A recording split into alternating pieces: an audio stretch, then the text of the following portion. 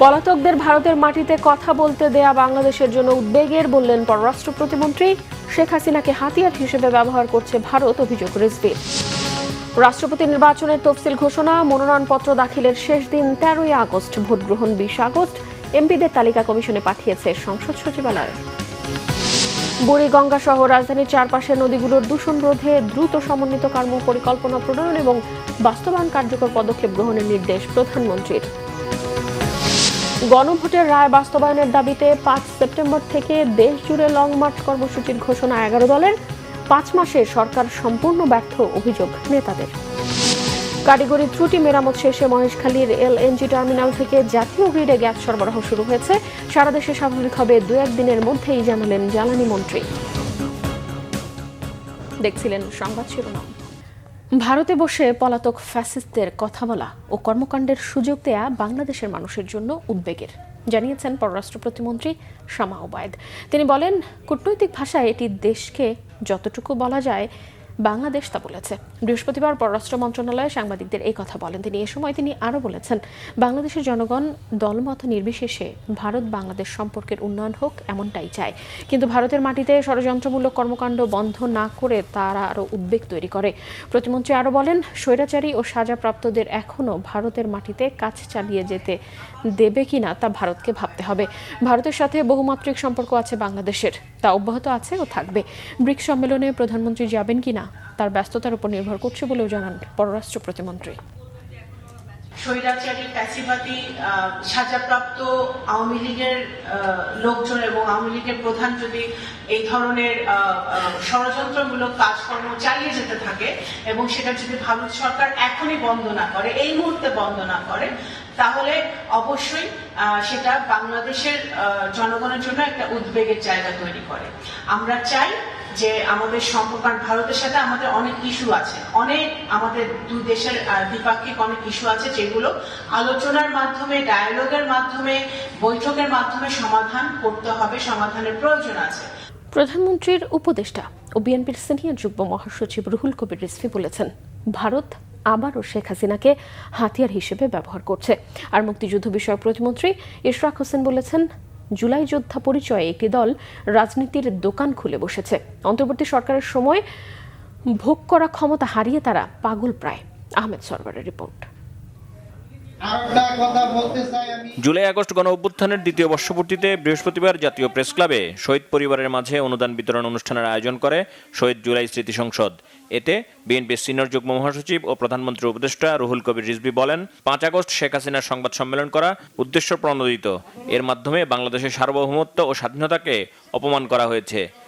সে অপরাধী, সে এখানে আদালতের মুখোমুখি হবে, বিচারের মুখোমুখি হবে, কিন্তু তাকে সেখানে ফিরিয়ে দেয় না। এখন সেখান থেকে তার রাজনৈতিক কর্মকাণ্ড পরিচালনার সুযোগ দেওয়া হচ্ছে। যদি তাদের এখানে যদি গ্রিন সিগন্যাল না থাকে এবং আনুষ্ঠানিকভাবে বাংলাদেশ সরকার, পররাষ্ট্র মন্ত্রণালয় সেখান থেকে এই ব্যাপারে আপত্তি দিয়েছে, প্রতিবাদ জানিয়েছে, কিন্তু তারা কথা শোনেনি। শেখ হাসিনাকে দিয়ে ইচ্ছা মতো তারা দেশ তাদের মতো নিয়ন্ত্রণে রাখতে পেরেছিল, এখন তো নিয়ন্ত্রণে রাখতে পারবে না। এই কারণে তারা খুবই অসন্তুষ্ট। এই কারণে আবার হাসিনাকে টুলস হিসাবে, একটা যন্ত্র হিসাবে ব্যবহার করার চেষ্টা করছে বাংলাদেশে। অনুষ্ঠানে মুক্তিযুদ্ধ বিষয়ক প্রতিমন্ত্রী ইশরাক হোসেন অভিযোগ করেন, জুলাই গণ অভ্যুত্থান দিবসের রাষ্ট্রীয় অনুষ্ঠানে ন্যাক্কারজনকভাবে কিছু ব্যক্তি ঝামেলা করার চেষ্টা করে। ক্ষুদ্র স্বার্থে তারা কূটনীতিকদের সামনে দেশকে ছোট করেছে। সেখানে যে প্রদর্শনীটি করা হয়েছিল তথ্যচিত্র, সেটা কয়েক মিনিটের এবং সেই অনুষ্ঠানটিকে কেন্দ্র করে এটা কোনো ইতিহাসকে লিপিবদ্ধ করা হচ্ছিল না। তাদের যে অবদান, সেটাকে তো আমরা কোনোদিনও অস্বীকার করি নাই, করবও না। যে কোনো অজুহাতেই তারা সেদিন গতকালকে গোলযোগ করবে, এই ধরনের একটা পরিকল্পনা শুধু ওই রাষ্ট্রীয় অনুষ্ঠানে না, সারা দেশের বিভিন্ন স্থানে তারা এটি করেছে। জুলাই গণ অভ্যুত্থান কোনো এক ব্যক্তি, কোনো একটি দল বা কোনো একটি গোষ্ঠীর ছিল না। এককভাবে কোনো গোষ্ঠী বা কোনো ব্যক্তিবর্গ যদি এটার কৃতিত্ব নিয়ে সেটিকে রাজনীতি করতে চায়, আমি বলবো যে সেটা কোনো রাজনীতি হতে পারে না। সেই রাজনীতি আসলে সেটা রাজনীতি নয়, সেটা একটা দোকান খুলে বসার মতো বলতে হবে। আমি শহীদ পরিবারদের, মায়েদের কাছ থেকে, বাবাদের কাছ থেকে, যারা সন্তান হারিয়েছে, যে ধরনের অভিযোগ পেয়েছি, এগুলা যদি এখন আমি বলি, তাদের রাজনীতির রং আর থাকবে না। ক্ষমতার লোভে লালায়িত হয়ে তারা যে অন্তর্বর্তীকালীন সরকারের সময় যে ক্ষমতা ভোগ করেছে, আজকে সেই ক্ষমতা হারিয়ে তারা পাগল হয়ে প্রায় হয়ে গিয়েছে। এবং এর আগে ডক্টরস অ্যাসোসিয়েশন অব বাংলাদেশ ড্যাবের 31তম প্রতিষ্ঠাবার্ষিকী উপলক্ষে শহীদ রাষ্ট্রপতি জিয়াউর রহমান ও সাবেক প্রধানমন্ত্রী বেগম খালেদা জিয়ার সমাধিতে নেতাকর্মীদের নিয়ে শ্রদ্ধা নিবেদন করেন প্রধানমন্ত্রীর উপদেষ্টা রুহুল কবির রিজভী। পরে সাংবাদিকদের রুহুল কবির রিজভী অভিযোগ করেন, প্রত্যর্পণ চুক্তি অনুযায়ী শেখ হাসিনাকে ফেরত না দিয়ে তাকে রাজনীতি করার সুযোগ করে দিচ্ছে ভারত। এটি জাতীয় সার্বভৌমত্বের প্রতি অপমানজনক আচরণ। রাজনৈতিক বক্তব্য। আহমেদ সরোয়ার, বাংলা ভিশন, ঢাকা। দুর্ভাগ্যজনক। জুলাই গণঅভ্যুত্থানের সময়ে সংঘটিত মানবতা বিরোধী অপরাধের মামলায় কার্যক্রম নিষিদ্ধ আওয়ামী লীগের সাধারণ সম্পাদক ওবায়দুল কাদেরের সঙ্গে তৎকালীন ছাত্রলীগের সভাপতি সাদ্দাম হোসেনের ফোন আলাপ আন্তর্জাতিক অপরাধ ট্রাইব্যুনালে উপস্থাপন করেছে প্রসিকিউশন। ট্রাইব্যুনালে ওবায়দুল কাদেরকে প্রধান আসামি করে দায়ের করা মামলায় সাক্ষ্য গ্রহণ শেষে বৃহস্পতিবার দ্বিতীয় দিনের মতো যুক্তিতর্ক উপস্থাপন করা হয়েছে। বিস্তারিত জানাচ্ছেন রোকনুজ্জামান। বৃহস্পতিবার আন্তর্জাতিক অপরাধ ট্রাইব্যুনাল 2 এর চেয়ারম্যান বিচারপতি নজরুল ইসলাম চৌধুরীর নেতৃত্বাধীন 3 সদস্যের বিচারিক প্যানেলে মামলার যুক্তিতর্ক উপস্থাপন করে প্রসিকিউশন। 2024 সালের 13 জুলাই ছাত্রলীগের সভাপতিকে সরাসরি ফোন করে আন্দোলনরত শিক্ষার্থীদের উপর হামলার নির্দেশ দেন আওয়ামী লীগের সাধারণ সম্পাদক ও তৎকালীন সড়ক মন্ত্রী ওবায়দুল কাদের। প্রসিকিউশন এমন একটি কল রেকর্ড আদালতে উপস্থাপন করে।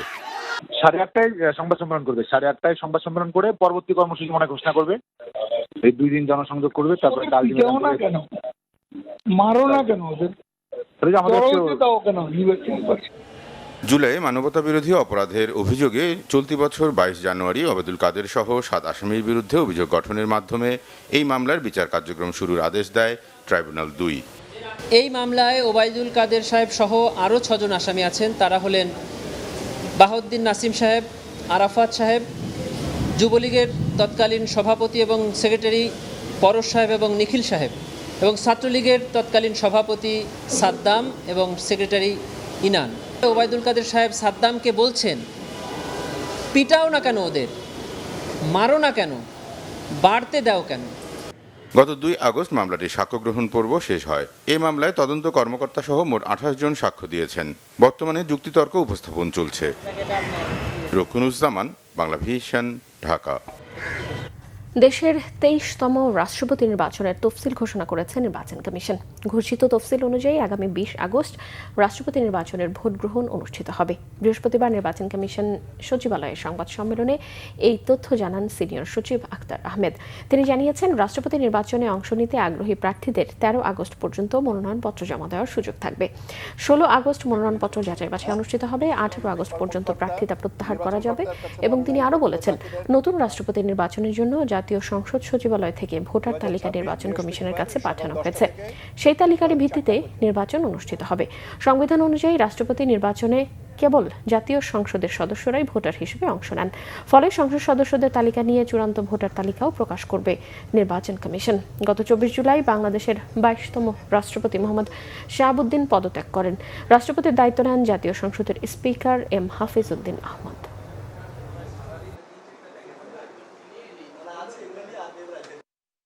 নির্বাচনকর্তার কাছে মনোনয়নপত্র দাখিলের তারিখ হচ্ছে 13 আগস্ট 2026 বৃহস্পতিবার সকাল 10টা থেকে বিকাল 4টা পর্যন্ত। মনোনয়নপত্র পরীক্ষার তারিখ হচ্ছে 16 আগস্ট। প্রার্থিতা প্রত্যাহারের শেষ তারিখ হচ্ছে 18 আগস্ট মঙ্গলবার বিকাল 4টা পর্যন্ত সময়। আর ভোট গ্রহণের তারিখ ও সময় হচ্ছে 20 আগস্ট বৃহস্পতিবার অপরাহ্ন 2টা থেকে বিকাল 5টা পর্যন্ত। বুড়িগঙ্গা সহ রাজধানী ঢাকার চারপাশের নদীগুলোর দূষণ রোধে দ্রুত একটি সমন্বিত কর্মপরিকল্পনা প্রণয়ন এবং তা বাস্তবায়ন এবং কার্যকরে পদক্ষেপ গ্রহণের নির্দেশ দিয়েছেন প্রধানমন্ত্রী তারেক রহমান। শিল্প কারখানার অপরিশোধিত বর্জ্য নদীতে নিঃসরণ ও অপর্যাপ্ত পয় নিষ্কাশন বন্ধ, ড্রেনেজ ব্যবস্থা ও খালগুলোর নব্যতা হ্রাস এবং কঠিন বর্জ্য ব্যবস্থাপনার জন্য নির্দেশনাও দেওয়া হয়েছে। রিপোর্ট করছেন সিকান্দার রেমান।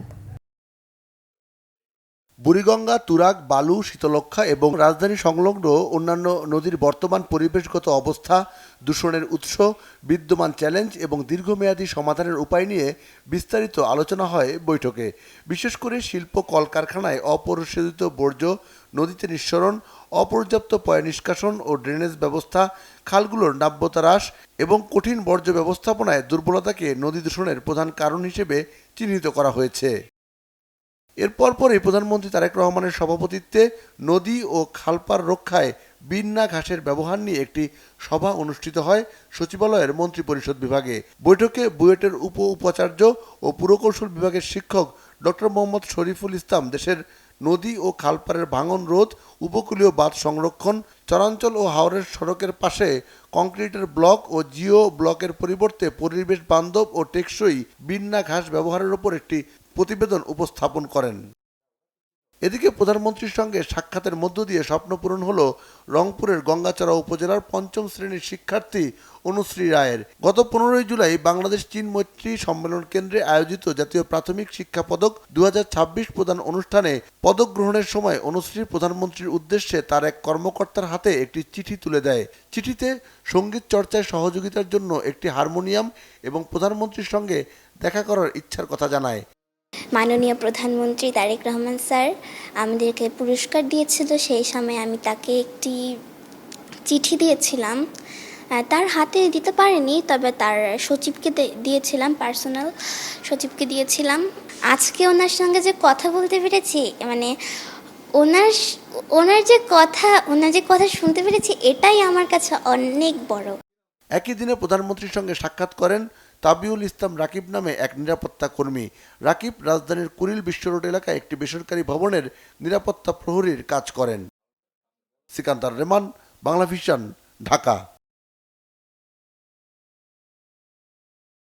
নৌবাহিনীর সাবেক প্রধান ও সাবেক যোগাযোগ ও কৃষি মন্ত্রী অবসরপ্রাপ্ত রিয়ার অ্যাডমিরাল মাহবুব আলী খানের ৪২তম শাহাদাত বার্ষিকী আজ। দিনটি উপলক্ষে সকালে তার কবরে শ্রদ্ধা জানিয়েছেন তার কন্যা বিশিষ্ট চিকিৎসক ও সমাজকর্মী ডক্টর জোবায়দা রহমান ও নাতনি ব্যারিস্টার জাইমা রহমান সহ মরহুম মাহবুব আলী খানের পরিবারের সদস্যরা। এ সময় মাহবুব আলী খানের রুহের মাগফিরাত এবং দেশ ও জাতির সমৃদ্ধি কামনায় মোনাজাত করা হয়। পরে বনানী কবরস্থান মসজিদে মিলাদ ও দোয়া মাহফিল অনুষ্ঠিত হয়। এতে পরিবারের সদস্য, নিকটাত্মীয় এবং শুভানুধ্যায়ীরা অংশ নেন। এদিকে সন্ধ্যায় মাহবুব আলী খানের ধানমন্ডির বাসায় ও দোয়া মাহফিলের আয়োজন করা হয়েছে। নৌবাহিনীর সাবেক প্রধান রিয়ার অ্যাডমিরাল মাহবুব আলী খান প্রধানমন্ত্রী তারেক রহমানের শ্বশুর। ৪২তম মৃত্যুবার্ষিকী উপলক্ষে আমরা আপনার শাহী দরবার হাত তুলেছি। মাঠের কর্মসূচি নিয়ে নামছে প্রধান বিরোধী দল জামায়াত নেতৃত্বাধীন ১১ দল। বিদ্যুৎ, গ্যাস সংকট ও নিত্য প্রয়োজনীয় দ্রব্যমূল্য বৃদ্ধির প্রতিবাদে আগামী ৫ সেপ্টেম্বর থেকে ঢাকা, চট্টগ্রাম এবং পরবর্তীতে বিভিন্ন জেলায় লং মার্চের ঘোষণা দিয়েছেন জামাতের আমির ও বিরোধী দলীয় নেতা ডক্টর শফিকুর রহমান। দাবি আদায় না হলে বৃহত্তর কর্মসূচি দেওয়ারও হুঁশিয়ারি দেন তিনি। আর সরকার ৫ মাসের সম্পূর্ণ ব্যর্থতার পরিচয় দিয়েছে উল্লেখ করে বিরোধী দলীয় চিফ হুইপ নাহিদ ইসলাম দাবি করেছেন ছাত্রলীগের কায়দায় ছাত্রদল ক্যাম্পাস দখলের পায়তারা করছে। বিস্তারিত জানাচ্ছেন মামুন আব্দুল্লাহ। বৃহস্পতিবার সকাল থেকেই রাজধানীর মুক্তাঙ্গনে জড়ো হতে থাকেন ১১ দলীয় জোটের নেতাকর্মীরা। এ সময় নানা প্ল্যাকার্ড ও হাড়ি পাতিল, হারিকেন হাতে অবস্থান কর্মসূচিতে যোগ দেন অনেকে। বেলা 11:30টার দিকে মঞ্চে আসেন জামাতের আমির সহ ১১ দলীয় জোটের শীর্ষ নেতারা। কর্মসূচিতে যোগ দিয়ে জোটের নেতারা বলেন, গ্যাস বিদ্যুৎ না দিতে পেরে সরকার ব্যর্থতার পরিচয় দিয়েছে। বলেন, জনগণের মৌলিক অধিকার রক্ষা করতে না পারলে বিএনপির সরকারে থাকার অধিকারে নেই। এখন বিএনপির ২০ লক্ষাধিক লোক চাঁদাবাজিতে নেমে গেছে, তাদের কাজের সুযোগ হয়েছে। সুতরাং সব নাই নাই বললে তো হবে না। আমরা একটি গুণগত পরিবর্তন চাই। আমরা খাই রাজনীতি চাই না, আমরা চাঁদাবাজি চাই না। সংসদের বিরোধী দলীয় চিফ হুইপ ও জাতীয় নাগরিক পার্টির আহ্বায়ক নাহিদ ইসলাম বলেন, গণভোটের রায় বাস্তবায়ন না করে সরকার জনগণের সাথে প্রতারণা করেছে। ২৪-এর মতো আরেকটি বিপ্লবের হুঁশিয়ারি ছিল তার কণ্ঠে। তারা পুরনো ছাত্রলীগের জায়গা দখল করে ক্যাম্পাস দখলের পায়তারা করছে। আমরা বলবো, জুলাই গণঅভ্যুত্থানের জুলাই যোদ্ধারা এখনো ক্যাম্পাসগুলোতে রয়েছে। কোনোভাবেই ক্যাম্পাসের দখলদারিত্ব কোন ক্ষমতাসীন ছাত্র সংগঠনকে আপনারা দেবেন না। এ সময় তেল, গ্যাস ও বিদ্যুতের মতো জনগণের মৌলিক চাহিদা নিশ্চিতের আহ্বান জানান বিরোধী দলীয় নেতা ও জামাতের আমির ডাক্তার শফিকুর রহমান। ইতিমধ্যে এলপিজির দাম বাড়িয়েছেন, প্রত্যাহার করুন, প্রত্যাহার করুন, না করলে আমরা সংশ্লিষ্ট দপ্তর ঘেরাও করতে বাধ্য হব। আর দাম বাড়ানোর দিকে হাত বাড়াবেন না। জামাত আমির আগামী অক্টোবর মাস জুড়ে 4 বিভাগে লং মার্চ কর্মসূচির ঘোষণা দেন। 5 সেপ্টেম্বর ঢাকা থেকে চট্টগ্রামের পথে লং মার্চ। আমরা পরিষ্কার বলে দিচ্ছি, এই লং মার্চ জনগণের দাবি আদায়ের জন্য। অতীতের কায়দায়, ফেসিবাদী কায়দায় আমাদের লং মার্চে যেন কোনো বাধা দেওয়া না হয়। যদি বাধা দেওয়া হয়, লং মার্চ দ্বিগুণ শক্তিতে তার গন্তব্যে পৌঁছে যাবে ইনশাআল্লাহ। অবস্থান কর্মসূচি শেষে মিছিল নিয়ে সচিবালয়ের অভিমুখে যাত্রা করে 11 দলীয় জোটের নেতাকর্মীরা। এতে পুলিশ বাধা দিলে ধস্তাধস্তি হয়। জামাতের আমির সহ শীর্ষ নেতারা সচিবালয়ের সামনে অবস্থান নেন। পরে পুলিশের অনুরোধে স্থান ত্যাগ করেন তারা। মামুন আব্দুল্লাহ, বাংলা ভিশন, ঢাকা। অবশেষে কারিগরি ত্রুটি মেরামত শেষে মহেশখালীর এলএনজি টার্মিনাল থেকে জাতীয় গ্রিডে গ্যাস সরবরাহ শুরু হয়েছে। ফলে 1 সপ্তাহ পর পরিস্থিতি উন্নতি হওয়ায় নাগরিক জীবনে ফিরেছে স্বস্তি। কারিগরি ত্রুটি মেরামত 1 সপ্তাহের পর কক্সবাজারের মহেশখালীতে ভাসমান এলএনজি টার্মিনালের একটি ব্রয়লার গত রাতে চালু হয়েছে। এর মাধ্যমে মহেশখালীর এলএনজি টার্মিনাল থেকে জাতীয় গ্রিডে আবারও গ্যাস সরবরাহ শুরু হয়েছে। কর্ণফুলী গ্যাস ডিস্ট্রিবিউশন কোম্পানি লিমিটেডের ব্যবস্থাপনা পরিচালক প্রকৌশলী মোহাম্মদ সালাউদ্দিন জানিয়েছেন, মহেশখালীর ভাসমান এলএনজি টার্মিনালের একটি ব্রয়লারে দুর্ঘটনা ঘটেছিল। দেশি ও বিদেশি প্রকৌশলীদের অক্লান্ত পরিশ্রমে তা মেরামত করা হয়েছে। এতে রাত থেকেই পরিস্থিতির উন্নতি হয়েছে। তিনি আরও জানান, টার্মিনালে 2টি ব্রয়লারের মধ্যে একটি চালু হওয়ায় বন্ধ থাকা 450 মিলিয়ন ঘনফুট গ্যাসের যোগান 200 থেকে 250 MMCFT বেড়েছে। ফলে পাইপলাইনের মাধ্যমে চট্টগ্রাম অঞ্চলের গ্যাস সরবরাহ অব্যাহত রাখা সম্ভব হয়েছে। 2-3 দিনের মধ্যেই দেশে চলমান গ্যাস সরবরাহ সংকট কাটিয়ে পরিস্থিতি স্বাভাবিক হবে জানিয়েছেন বিদ্যুৎ, জ্বালানি ও খনিজ সম্পদ মন্ত্রী ইকবাল হাসান মাহমুদ। তিনি জানান, একটি FSRU ভাসমান এলএনজি টার্মিনাল পুনরায় চালুর কাজ শেষ পর্যায়ে রয়েছে। এটি চালু হলেই বৃহস্পতিবার থেকে গ্যাস সঞ্চালন শুরু হবে। বিস্তারিত জানাচ্ছেন মুহিবুল্লাহ মুহিব। গত কয়েকদিন ধরে তীব্র গ্যাস সংকটে নাকাল জনজীবন। সাংসারিক ব্যবহারের গ্যাস মিলছে না। সিএনজি স্টেশনগুলোতে যানবাহনের দীর্ঘ লাইন। সমস্যার বিষয়ে কথা বলা হলেও সমাধানের বিষয়ে কোনো সুস্পষ্ট নির্দেশনা বা আশ্বাস ছিল না সংশ্লিষ্টদের কাছ থেকে। বৃহস্পতিবার সচিবালয়ে বিদ্যুৎ, জ্বালানি ও খনিজ সম্পদ মন্ত্রণালয়ে সংকট নিয়ে সাংবাদিকদের সঙ্গে কথা বলেন বিদ্যুৎ, জ্বালানি ও খনিজ সম্পদ মন্ত্রী ইকবাল হাসান মাহমুদ। মন্ত্রী বলেন, গ্যাস সঞ্চালন পুনরায় শুরু হলে ধীরে ধীরে পাইপলাইনে চাপ বাড়বে এবং বর্তমানে যে সংকট তৈরি হয়েছে তা থেকে উত্তরণ সম্ভব হবে। এফএসআরে এখনো ফ্রিজিং চলতেছে। আশা করি বিকালের মধ্যে ফ্রিজিং শেষ হয়ে যাবে। ফ্রিজিং শেষ হয়ে গেলে বিকাল থেকে গ্যাস সঞ্চালন আবার শুরু হবে এবং সঞ্চালন শুরু হয়ে গেলে আস্তে আস্তে আমাদের যেখানে প্রেশার কমে গেছে প্রেশারটা উন্নত হবে এবং মোটামুটি যে সমস্যার মধ্যে পড়েছি সে মধ্যে উত্তরণ করতে পারবো। কতদিন লাগবে স্বাভাবিক আগের মতো হতে? স্বাভাবিক হতে 2-3 দিন লাগবে, মিনিমাম 2-3 দিন লাগবে। আগের পর্যায়ে চলে যাবে যে গ্যাস যে অ্যাভেলেবল, এটা বন্ধ হওয়ার আগে যেমন ছিল তেমনই হবে। গ্যাস সংকটের কারণে দেশের লোডশেডিং বেড়েছে স্বীকার করে মন্ত্রী বলেন, গ্যাস সরবরাহ স্বাভাবিক হলে স্বাভাবিক হবে বিদ্যুৎ পরিস্থিতিও। জুন মাস থেকে বিদ্যুতের দাম বাড়াইছি আমরা। 2 নম্বর, মার্চ মাসে যে গরম ছিল জুন মাসে সে গরম ছিল না। এখন আমরা কিছুদিন আগে আপনাদের এক সাংবাদিক ফেসবুকে দিয়েছিল যে তার বিল ছিল 3,500 টাকা, 7,000 টাকা আসছে। আমার লোক যে পরীক্ষা করে দেখে আসছে, উনি 2 টন 2টা এয়ার কন্ডিশন চালান। ওনার কি বলে ফ্রিজ আছে, ওনার ব্লেন্ডার চালান উনি। এত কিছু চালানোর পরেও 7,000 টাকা যদি বেশি বিদ্যুতের বিল হয়, আমার মনে হয় না পৃথিবীর কোথাও 7,000 টাকা দিয়ে এরকম এত কিছু চালানো যায়।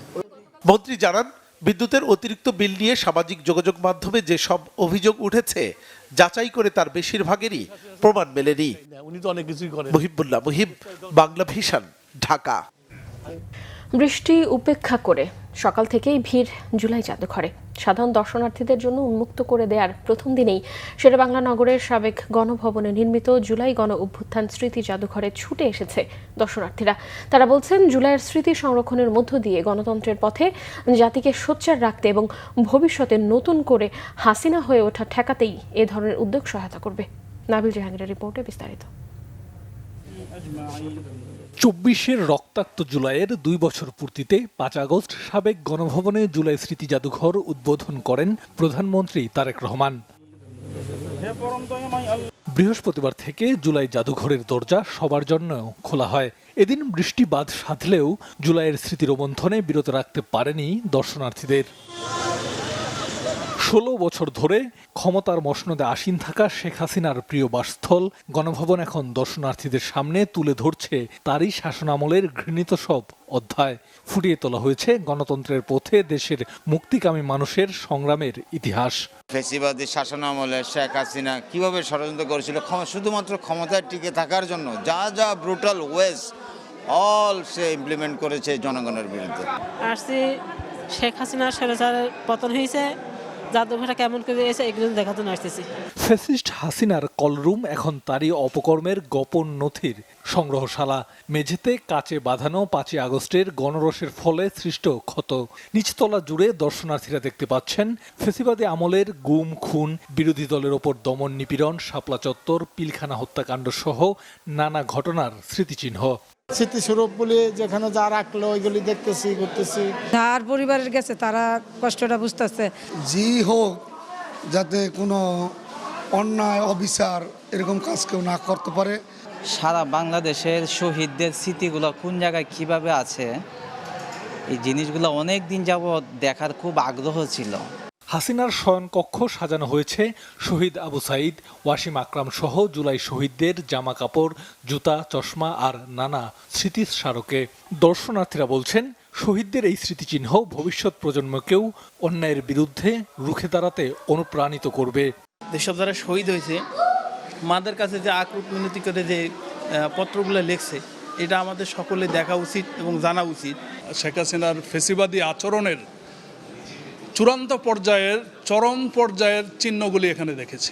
বৃহস্পতিবার ছাড়া প্রতিদিন 3টি সেশনে সকাল 11টা থেকে সন্ধ্যা 6টা পর্যন্ত সাধারণ দর্শনার্থীরা এটি পরিদর্শন করতে পারবেন। টিকিট কাটা যাবে জাদুঘরে এসে, আছে অনলাইনে টিকিট কাটার ব্যবস্থাও। নাবিল জাহাঙ্গীর, বাংলা ভিশন, ঢাকা।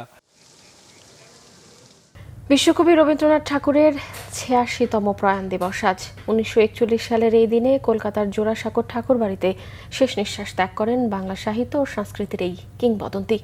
কবিতা, গান, গল্প, উপন্যাস, নাটক ও প্রবন্ধে বাংলা সাহিত্যকে বিশ্ব দরবারে অনন্য উচ্চতায় নিয়ে যান রবীন্দ্রনাথ ঠাকুর। ১৯১৩ সালে গীতাঞ্জলি কাব্যগ্রন্থের জন্য সাহিত্যের নোবেল পুরস্কার অর্জন করেন তিনি। তার রচিত আমার সোনার বাংলা বাংলাদেশের জাতীয় সঙ্গীত। প্রয়াণের ৮ দশকেরও বেশি সময় পরও তার সাহিত্য, সঙ্গীত ও মানবিক দর্শন সমানভাবে অনুপ্রাণিত করছে নতুন প্রজন্মকে।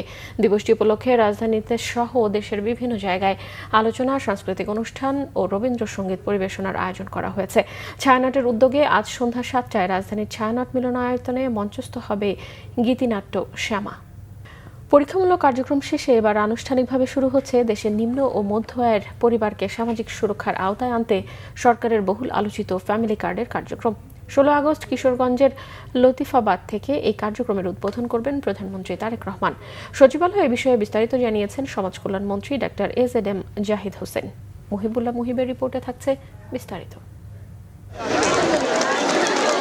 বর্তমান সরকারের অন্যতম নির্বাচনী প্রতিশ্রুতি হচ্ছে ফ্যামিলি কার্ড। চলতি বছরের 5 মার্চ রাজধানীর করাইল বস্তিতে এই কার্যক্রমের পরীক্ষামূলক সূচনা করেন প্রধানমন্ত্রী তারেক রহমান। এর মধ্যে দেশের 56টি স্থানে পরীক্ষামূলক বিতরণ সফলভাবে শেষ হয়েছে। দীর্ঘ প্রস্তুতি শেষে আনুষ্ঠানিক উদ্বোধনের অপেক্ষায় ফ্যামিলি কার্ড কর্মসূচি। সচিবালয়ে ফ্যামিলি কার্ড সংক্রান্ত কমিটির সভা শেষে এই কার্যক্রমের আনুষ্ঠানিক সূচনার বিস্তারিত জানান সমাজ কল্যাণ মন্ত্রী ডাক্তার এজেডএম জাহিদ হোসেন। এই সরকার আমাদের মন্ত্রী জানান, আগামী 6 সপ্তাহের মধ্যে সারা দেশে তথ্য সংগ্রহের কাজ সম্পন্ন হবে। এরপর পর্যায়ক্রমে যোগ্য পরিবারগুলোকে ফ্যামিলি কার্ড দেয়া হবে। 6 সপ্তাহের মধ্যে, হাইয়েস্ট 6 সপ্তাহ, 4 থেকে 6 সপ্তাহ আমাদের টার্গেট। এর মধ্যে ডাটা কালেকশনটা আমরা কমপ্লিট করতে পারবো সারা বাংলাদেশে।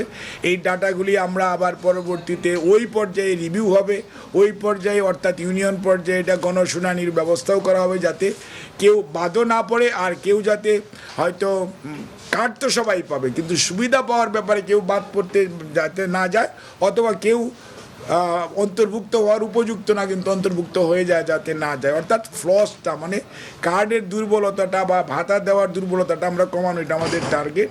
এবং এটা একটা কন্টিনিউয়াস সিস্টেম, এটাকে আমরা বলতেছি যে ডাইনামিক সোশ্যাল রেজিস্ট্রি।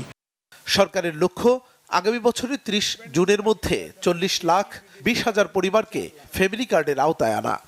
আমাদের যে নির্বাচনী ওয়াদা, সেটার প্রতি এই সরকার অত্যন্ত দায়িত্বশীল এবং সেটা পাইলটিংয়ের সময় আমরা করেছি। এবং ইনশাআল্লাহ আগামী এই মাসের 16 আগস্ট কিশোরগঞ্জের সদর উপজেলার লতিফাবাদ ইউনিয়নের 8 নম্বর ওয়ার্ডে ইনশাআল্লাহ এই প্রোগ্রামটা মাননীয় প্রধানমন্ত্রী লঞ্চিং করবে, অর্থাৎ শুভ উদ্বোধন করবে আমাদের এই সেক্টর, এই সেশনের যে কার্যক্রম।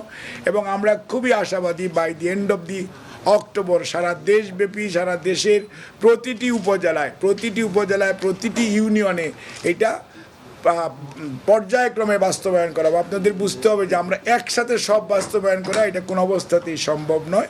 ডাক্তার এজেডএম জাহিদ হোসেন জানান, ফ্যামিলি কার্ড বিতরণের স্বচ্ছতা ও জবাবদিহিতা নিশ্চিত করতে সব ধরনের ব্যবস্থা নেওয়া হয়েছে। আমরা অ্যাপয়েন্ট করি না। মুহিবুল্লাহ মুহিব, বাংলা ভিশন, ঢাকা। রাজধানীর পুরান ঢাকার ইংলিশ রোডে পপুলার ডায়াগনস্টিক সেন্টারে অবৈধভাবে চিকিৎসা সেবা দেয় এক ডাক্তারের লাইসেন্স বাতিল ও চাকুরি থেকে বরখাস্তের নির্দেশ দিয়েছেন স্বাস্থ্যমন্ত্রী। বৃহস্পতিবার দুপুরে পপুলার ডায়াগনস্টিকে আকস্মিক অভিযান পরিচালনা করেন স্বাস্থ্যমন্ত্রী সর্দার মোহাম্মদ সাখাওয়াত হোসেন। এ সময় নরসিংদীর বেলাবো উপজেলার সরকারি হাসপাতালের ডাক্তার ইমানুল হাসান চিশতিকে কর্মরত অবস্থায় দেখতে পান তিনি। সরকারি অফিস চলাকালীন সময়ে প্রাইভেট ক্লিনিকে প্র্যাকটিসের নিয়ম না থাকলেও দীর্ঘদিন যাবতই সেই অনিয়ম করে আসছিলেন তিনি। এই অনৈতিক কার্যক্রমের দায়ে শাস্তি নিশ্চিতে ম্যাজিস্ট্রেটকে নির্দেশনাও দেন মন্ত্রী। মাসে মাত্র 20 টাকা প্রিমিয়াম দিয়ে সার্বক্ষণিক চিকিৎসা সেবা এবং বীমা সুরক্ষার আওতায় এলো বিকেএমই এর সদস্যভুক্ত প্রায় 2,500 কারখানার শ্রমিক। একই সেবা অন্য কারখানায় ছড়িয়ে দিতে শীঘ্রই উদ্যোগ নেওয়া হবে জানিয়েছেন শ্রম ও কর্মসংস্থান মন্ত্রী আরিফুল হক চৌধুরী। বিকেলে রাজধানীর একটি হোটেলে নিউ ইয়র্ক খাতে নিয়োজিত সকল কর্মীর সুরক্ষার বিষয়ে বিকেএমইএ এবং গার্ডিয়ান ইন্স্যুরেন্সের সাথে চুক্তি স্বাক্ষর অনুষ্ঠানে এই তথ্য জানান শ্রমমন্ত্রী। অনুষ্ঠানে অ্যাপেক্সের কর্ণধার গার্ডিয়ান পরিচালক সৈয়দ নাসিম মঞ্জুর জানিয়েছেন, কর্মক্ষেত্রে উন্নত পরিবেশ নিশ্চিত করতে পারলে উৎপাদন 10% বাড়ানো সম্ভব। বিকেএমইএ সভাপতি মোহাম্মদ হাতেম বলেন, বিমা খাত মানেই গ্রাহকদের টাকা হাতিয়ে নেওয়া একটি মাধ্যম বলে প্রচলিত যে ধারণা রয়েছে, সেই আস্থার সংকট দূর করতেই ভূমিকা রাখবে নতুন এই বিমা পদ্ধতি। অনুষ্ঠানে স্কয়ার গ্রুপের অন্যতম কর্ণধার ও গার্ডিয়ানের চেয়ারম্যান তপন চৌধুরী ন্যূনতম প্রিমিয়ামে উন্নত চিকিৎসা সেবা নিশ্চিতেরও আশ্বাস দেন। এ সময় শ্রমমন্ত্রী সব কারখানা শ্রমিকদের স্বাস্থ্য সুরক্ষা ও বিমার নিশ্চয়তার সম্মিলিত পরিকল্পনা গ্রহণেরও আশ্বাস দেন। সাধারণ লেবার তারা কি চায়? তাদের একটা ভালো বাসস্থান চায়, চিকিৎসা, তাদের সুচিকিৎসা চায় এবং তাদের এই দ্রুত তাদের বাচ্চারা লেখাপড়ার ফেসিলিটি চায়। এর বেশি তো তাদের খুব একটা ডিমান্ড না, কিন্তু এই ডিমান্ড যদি আমরা ফুলফিল করতে পারি দেশের চেহারা পরিবর্তন হয়ে যাবে। এরা আরও বেশি সময় দিতে পারবে, নিজেরা এনার্জি করবে। আমার মনে হয় আমরা সেই দিকে কাজ করা উচিত। খেলাপি ঋণের লাগাম টানতে 18 মাসের বিশেষ পরিকল্পনা হাতে নেওয়া হয়েছে জানিয়েছেন বাংলাদেশ ব্যাংকের গভর্নর মোস্তাফিজুর রহমান। সকালে ঢাকা বিশ্ববিদ্যালয়ের বাংলা কিউআর কোড বিষয়ে সেমিনারের প্রধান অতিথির বক্তব্যে তিনি এই তথ্য জানান। গভর্নর জানান, দেশে ব্যাংক খাতে বিতরণ করা মোট ঋণের 36% এখন খেলাপি। এই খেলাপি ঋণ আর্থিক খাতের জন্য বড় ধরনের ঝুঁকি। এই বিবেচনায় কেন্দ্রীয় ব্যাংক 1.5 বছরে বিশেষ কর্মপরিকল্পনা হাতে নিয়েছে। তিনি আরও জানিয়েছেন, বেসরকারি খাতে ঋণ প্রবাহ বাড়াতে আগামী সেপ্টেম্বর থেকে 60,000 কোটি টাকা নতুন ঋণ প্যাকেজ চালু করা হবে। তিনি আরও বলেন, ব্যাংকিং খাতকে স্বাভাবিক অবস্থায় ফিরিয়ে আনতে কঠোর পদক্ষেপ নিতেই হবে। অনুষ্ঠানে বিশেষ অতিথি ছিলেন ডাচ বাংলা ব্যাংকের ব্যবস্থাপনা পরিচালক ও সিইও এহতেশামুল হক খান। ক্ষুদ্র জাতিসত্তা ও নৃগোষ্ঠীর অধিকার নিশ্চিতে সংবিধান সংশোধনের পরামর্শ দিয়েছেন টিআইবি নির্বাহী পরিচালক ডক্টর ইফতেখারুজ্জামান। আন্তর্জাতিক দিবস উপলক্ষে এক সেমিনারে এই পরামর্শ দেন তিনি। পার্বত্য অঞ্চলের জনগণের জীবন, ভূমি অধিকার ও সংস্কৃতির সম্মান বিষয়ের সেমিনারে তিনি একথা বলেন। ক্ষুদ্র নৃগোষ্ঠীর মধ্যে বিভাজনের সুযোগ কাজে লাগিয়ে একটি পক্ষ তাদের দুর্বল রাখতে চায়। অপ্রতিরোধ্য একটি শক্তির কারণে পার্বত্য শান্তি চুক্তির বাস্তবায়ন হয়নি বলেও মন্তব্য করেন তিনি। সেমিনারে সংরক্ষিত নারী আসনে সংসদ সদস্য অ্যাডভোকেট মাধবী মার্মা বলেছেন, পার্বত্য এলাকায় জমির মালিকানা হস্তান্তরের জটিলতা এবং একই জমি একাধিক ব্যক্তির নামে সার্টিফিকেট ইস্যু করায় বিরোধ তৈরি হয়। প্রথাগত জমির মালিকানার আইনগত স্বীকৃতির তাগিদ দেন সেমিনারের আলোচকরা। পার্বত্য চট্টগ্রামের সকল জাতিগোষ্ঠীর জন্য সমান কোটা ও আয়কর ব্যবস্থা নিশ্চিতের দাবিতে মানববন্ধন ও প্রতিবাদ সমাবেশ করেছে পার্বত্য চট্টগ্রাম ছাত্র পরিষদ। প্রতিবাদ সমাবেশে অবসরপ্রাপ্ত ব্রিগেডিয়ার জেনারেল হাসিনুর রহমান বলেছেন, স্বাধীনতার পর থেকেই ভারত শান্ত পাহাড়কে অশান্ত করার চেষ্টা চালিয়ে যাচ্ছে। পাহাড়ের সকল বিশৃঙ্খলার জন্য ভারতকে দায়ী করেন তিনি। বলেন, বৈষম্য নয়, পাহাড়ের সকল নাগরিকের ন্যায্য অধিকার নিশ্চিত করতে হবে। সমাবেশে আদিবাসী শব্দের আড়ালে দেশভাগ ও বিশৃঙ্খলা সৃষ্টির যে কোনো ষড়যন্ত্র প্রতিরোধে কার্যকর পদক্ষেপ নেওয়ারও দাবি জানানো হয়। সকল গোষ্ঠীর জন্য শিক্ষা ও চাকরিতে সমান কোটা নিশ্চিত করা সহ পার্বত্য অঞ্চলে বসবাসকারী সকল নাগরিকের জন্য বৈষম্যহীন ও সমান আয়কর ব্যবস্থা চালুর দাবিও জানানো হয়। পপুলার লাইফ ইন্স্যুরেন্স কোম্পানি পিএলসির বিমার দাবির চেক হস্তান্তর ও ব্যবসা পর্যালোচনা সভা অনুষ্ঠিত হয়েছে রাজধানী ডিপ্লোমা ইঞ্জিনিয়ার্স ইনস্টিটিউশন আইডিইবি মিলনায়তনে। অনুষ্ঠানে প্রধান অতিথি ছিলেন কোম্পানির চেয়ারম্যান মোহাম্মদ জহিরুল ইসলাম চৌধুরী। বিশেষ অতিথি ছিলেন প্রতিষ্ঠানটির স্বতন্ত্র পরিচালক মুস্তফা জামাল হোসেন এবং অতিরিক্ত ব্যবস্থাপনা পরিচালক বিএম শওকত আলী। এছাড়াও কোম্পানির ঊর্ধ্বতন কর্মকর্তাবৃন্দ উপস্থিত ছিলেন। অনুষ্ঠানে সভাপতিত্ব করেন ব্যবস্থাপনা পরিচালক ও সিইও এবং বাংলাদেশ ইন্স্যুরেন্স ফোরামের প্রেসিডেন্ট বিএম ইউসুফ আলী। অনুষ্ঠানে বীমা গ্রাহকদের দাবি পরিশোধের চেক হস্তান্তর করা হয়। এ সময় প্রতিষ্ঠানের ব্যবসায়িক কার্যক্রম, চলমান অগ্রগতি, ভবিষ্যৎ পরিকল্পনা এবং মাঠ পর্যায়ে উন্নয়ন কৌশল নিয়ে পর্যালোচনা করা হয়। অনুষ্ঠানে কোম্পানির চেয়ারম্যান মোহাম্মদ জহিরুল ইসলাম চৌধুরী বলেছেন, গ্রাহকের আস্থা অর্জন ও দ্রুত বীমার দাবি পরিশোধ করাই প্রতিষ্ঠানটির সর্বোচ্চ অগ্রাধিকার। ব্যবসায়িক সফলতা অর্জনে কোম্পানির সকল কর্মকর্তা কর্মচারীকে সততা, নিষ্ঠা ও পেশাদারিত্বের সঙ্গে কাজ করারও আহ্বান জানান।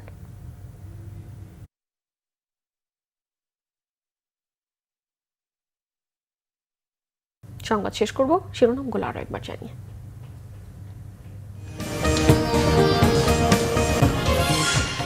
পলাতকদের ভারতের মাটিতে কথা বলতে দেয়া বাংলাদেশের জন্য উদ্বেগের বললেন পররাষ্ট্র প্রতিমন্ত্রী। শেখ হাসিনাকে হাতিয়ার হিসেবে ব্যবহার করছে ভারত, অভিযোগ রিজভীর।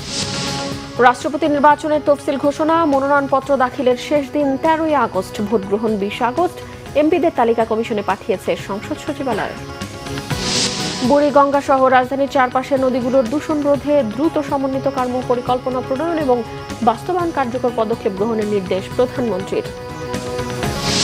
গণভোটের রায় বাস্তবায়নের দাবিতে 5 সেপ্টেম্বর থেকে দেশ জুড়ে লং মার্চ কর্মসূচির ঘোষণা 11 দলের। 5 মাসে সরকার সম্পূর্ণ ব্যর্থ, অভিযোগ নেতাদের। কারিগরি ত্রুটি মেরামত শেষে মহেশখালীর এলএনজি টার্মিনাল থেকে জাতীয় গ্রিডে গ্যাস সরবরাহ শুরু হয়েছে। সারা দেশে স্বাভাবিক হবে 2-1 দিনের মধ্যেই, জানালেন জ্বালানি মন্ত্রী। দর্শক, এই ছিল এখনকার মতো। পরের সংবাদ রাত 10:30টায়। এর আগে রাত 9টায় রয়েছে নিউজ 20 দেখার আমন্ত্রণ রইল। এছাড়াও বাংলাভিশন সংবাদ ও সংবাদ সংশ্লিষ্ট অনুষ্ঠান দেখতে ভিজিট করুন www.bvnews24.com ও facebook.com/banglavishnnews এবং সাবস্ক্রাইব করুন youtube.com/banglavishnnews। এতক্ষণ সঙ্গে থাকায় ধন্যবাদ সবাইকে।